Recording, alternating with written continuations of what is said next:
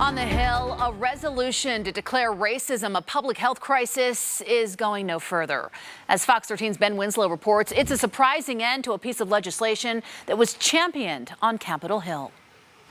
Representative Sandra Hollins abandoned her resolution with only a few days left in the legislative session. She says some of her House colleagues had questions about the practical implications of declaring racism a moral and public health crisis. But with time running short, she says she'll work on addressing it over the next year. Now, it's one of dozens of policing reform bills being pushed through the legislative session following last year's protests against racism and police brutality. Representative Hollins has been pushing a lot of these bills through behind the scenes. She says she's been having some important conversations with her colleagues in the legislature. Racism, people don't even know what the definition of racism is. My definition of what racism is as a black woman who grew up in the South may be different from other people who may have grown up here in Utah. The definitions are different.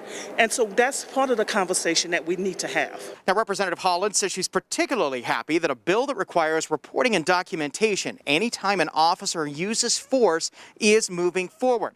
There were dozens of bills that were introduced dealing with policing reforms in the 2021 session. Quite a few are passing, but Representative Hollins says you can expect to see more next year. On the Hill, Ben Winslow, Fox 13 News, Utah.